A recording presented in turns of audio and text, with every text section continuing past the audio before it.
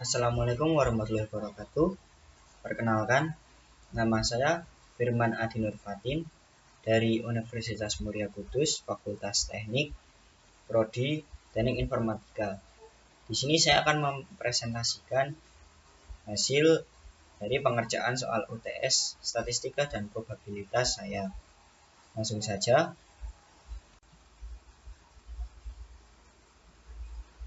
Teman-teman bisa mengunduh materi ini menggunakan link yang sudah tersedia pada deskripsi video. Ya, langsung saja. Statistik dan statistika. Statistik adalah data yang sudah jadi atau data yang sudah diolah. Wujudnya itu bisa diagram atau tabel, dan berisi datanya itu bisa numerik atau non-numerik. Nah, data ini itu merepresentasikan suatu kejadian atau suatu hal. Artinya, statistik ini adalah hasil dari pengolahan suatu data. Sementara statistika adalah metode atau cara untuk memproses suatu data, dan tidak hanya memproses, mulai dari pengumpulan data tersebut, mengolahnya hingga menyajikannya dalam wujud statistik. Selanjutnya, probabilitas adalah metode matematis yang memungkinkan kita untuk menghitung kemungkinan terjadinya sebuah kejadian, di mana probabilitas kejadian adalah di antara 0 dan 1, di mana 0 berarti tidak mungkin dan 1 berarti mungkin.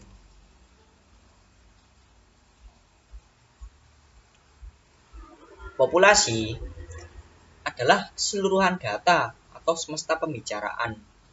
Data yang akan atau sedang kita teliti. Sementara sampel adalah sekumpulan atau sebagian dari populasi yang diambil untuk dijadikan bahan penelitian. Sementara variabel adalah simbol untuk menampung sebuah nilai. Variabel ini ada dua jenis, yaitu variabel kontinu dan variabel diskrit, di mana variabel kontinu adalah variabel tanpa batasan nilai dan variabel diskrit adalah variabel dengan batasan nilai. Contohnya, populasi 500 orang mahasiswa semester 3 dengan sampelnya 100 mahasiswa semester 3 yang diambil secara acak. Variabelnya adalah X sebagai jarak rumah mahasiswa ke kampus dan Y sebagai IPK mahasiswa. X ini adalah variabel kontinu karena tidak ada batasan jarak dari rumah mahasiswa ke kampus. Sementara Y adalah variabel diskrit karena IPK mahasiswa ini ada batasnya dengan nilai minimumnya 0 dan maksimumnya adalah 4,0. Berikutnya, kita punya soal. Diketahui data nilai ujian statistika 50 mahasiswa dalam suatu tabel distribusi frekuensi. Sini kita bisa lihat ada dua kolom, yaitu nilai interval dan frekuensinya. Masing-masing memiliki frekuensi untuk tiap nilai intervalnya. Nah, dari data ini kita akan mencari mean, median, modus, kuartil 1, desil 3, persentil 30, range, simpangan rata-rata, variansi, dan standar deviasi. Langsung saja, untuk menghitung mean. Mean ditulis dengan notasi X bar. Mean ini X bar sama dengan sigma fx per sigma f. Nah, untuk mencari sigma fx ini kita perlu melakukan perluasan tabel, di mana tadi hanya ada 2 kolom, sekarang kita punya 5 kolom. F di sini berarti frekuensi, sementara F kapital berarti frekuensi kumulatif.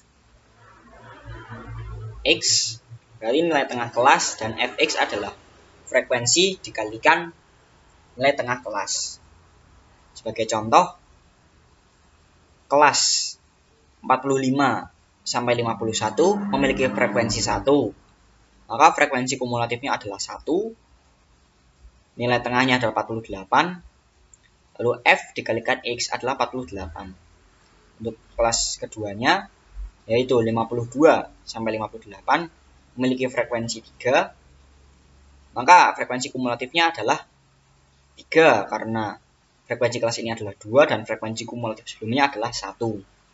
Maka 2 ditambah 1 sama dengan 3. Untuk nilai tengahnya adalah 55. Fx adalah 110. Diambil dari 55, yaitu X-nya dikalikan frekuensinya adalah 2. Dan seterusnya, sampai kelas 94 sampai 100, di mana frekuensinya adalah 5. Frekuensi kumulatifnya adalah 50. Dan nilai tengahnya adalah 97, di mana Fx-nya adalah 5 dikalikan 97, yaitu 485. Maka total dari Fx ini 3695 digunakan di bagian atas dan di bawahnya, atau sebagai penyebutnya adalah sigma F atau total frekuensi, yaitu 50. 3695 dibagi 50 sama dengan 73,9. Cukup mudah, bukan? Untuk menghitung median, kita harus menentukan di mana letak median tersebut, yaitu dengan cara atau dengan rumus sigma F ditambah 1 dibagi 2, yaitu 50 ditambah 1 dibagi 2 ada 51 dibagi 2, sama dengan 25,5. Nah, data ke 25,5 ada di kelas 73 sampai 79. Mengapa demikian? Kita lihat di F kumulatifnya. Di kelas pertama, F kumulatifnya hanya sampai 1. Maka datanya hanya sampai 1 atau data ke 1. Di kelas kedua, F kumulatifnya 3. Maka data ini hanya sampai data ketiga. Berikutnya di kelas ketiga, F kumulatifnya baru sampai 20. Yang artinya data di sini hanya sampai data ke-20. Begitu juga dengan kelas berikutnya hanya sampai ke data 23. Nah, di kelas 73 sampai 79 ini datanya sudah sampai 33.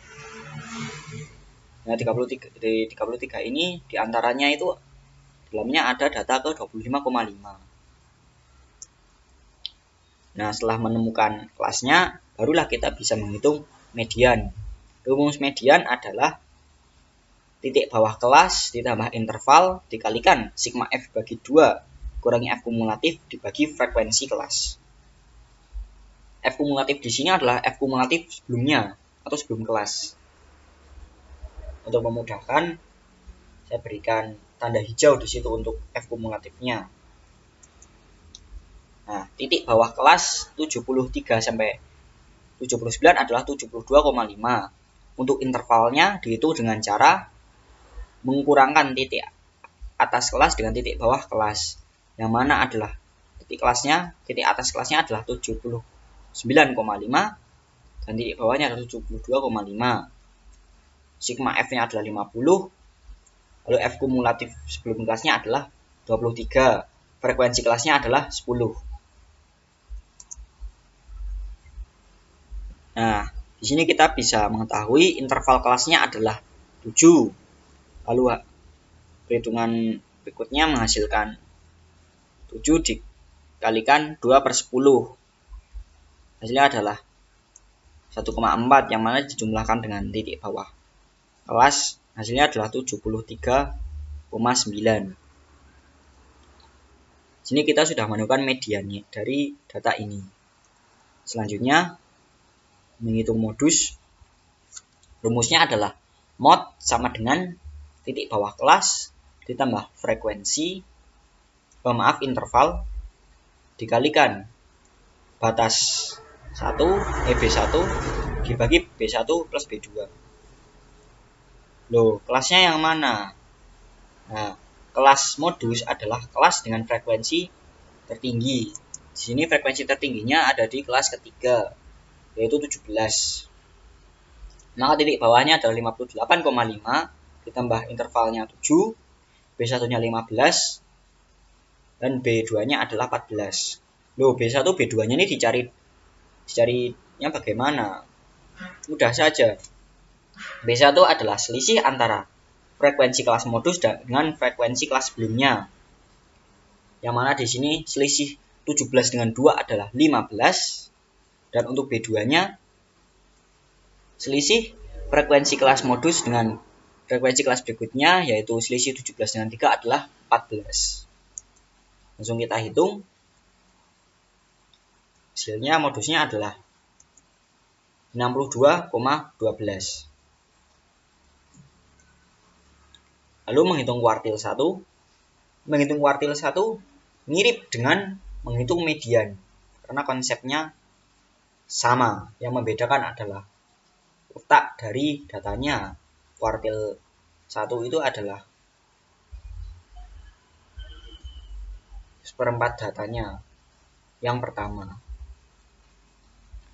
Nah, langsung saja untuk mencari kuartil 1, rumusnya adalah 1 dikalikan sigma F plus 1 dibagi 4. Yaitu 51 dibagi 4 sama dengan 12,75. Data ke 12,75 ada di kelas ketiga.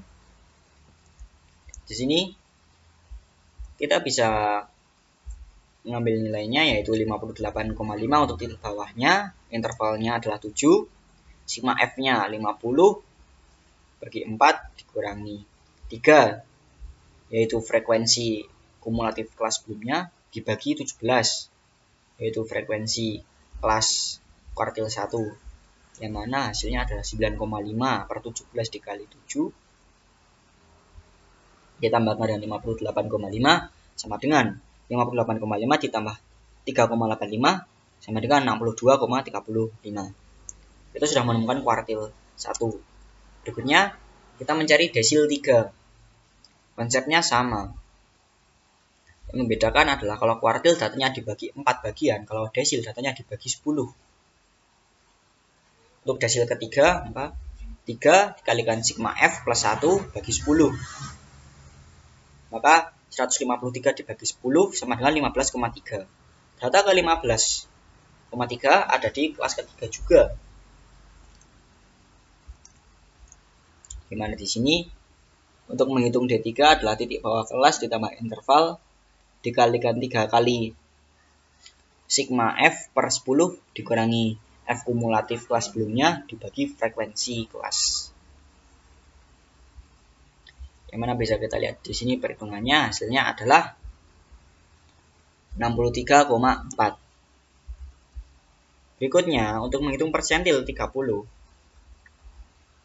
Sebenarnya persentil 30 dengan desil 3 adalah sama. Letaknya sama. Karena untuk desil skalanya adalah sampai 10, sementara persentil skalanya sampai 100. Maka desil 3 dan persentil 30 itu sama. Meskipun di sini kita bisa melihat angka untuk proses penghitungannya berbeda, tapi skalanya tetap sama. Hasilnya juga sama, 63,4. Nah, sebelum kita melanjutkan pada perhitungan berikutnya, kita harus membuat tabel lanjutan terlebih dahulu untuk memudahkan proses perhitungan kita. Setelah fx, kita menambahkan kolom nilai mutlak dari x dikurangi mean, lalu f atau frekuensi dikalikan nilai mutlak dari x dikurangi mean, lalu nilai mutlak x dikurangi mean kuadrat, dan f dikalikan nilai mutlak dari f kurangi mean kuadrat. Ya, langsung saja kita di sini bisa mengalihkan mengurangkan x dengan mean, lalu diambil nilai mutlaknya untuk kelas pertama yaitu 192,525, lalu kelas keduanya 185,525, dan seterusnya sampai kita bisa menemukan total dari frekuensi dikalikan nilai mutlak dari X dikurangi mean kuadrat. Tabel ini diperlukan untuk perhitungan selanjutnya. Nah, untuk menentukan range itu ditentukan dengan cara mengurangkan nilai mutlak nilai maksimum X dikurangi nilai minimum X, yaitu 97 dikurangi 48 sama dengan 49.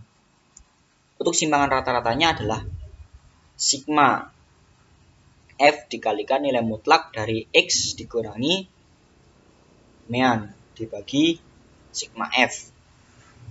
Di sini kita bisa lihat dari tabelnya, yaitu 8.331,25 per 50 sama dengan 166,625 untuk simpangan rata-ratanya. Selanjutnya variansi bisa dicari dengan rumus sigma F dikalikan nilai mutlak dari X dikurangi mean kuadrat dibagi sigma F min 1, yaitu 14.654.470,914 dibagi 50 min 1, yaitu 299.070,834.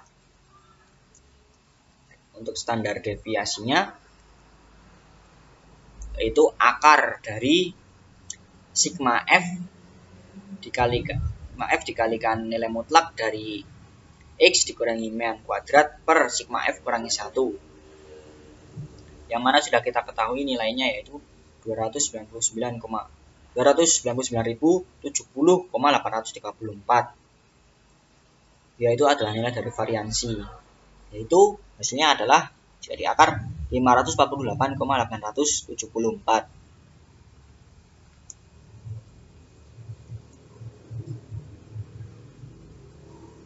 Sekian dari saya, mohon maaf atas segala kekurangannya dan semoga bermanfaat untuk teman-teman semua. Terima kasih atas perhatiannya. Wassalamualaikum warahmatullahi wabarakatuh.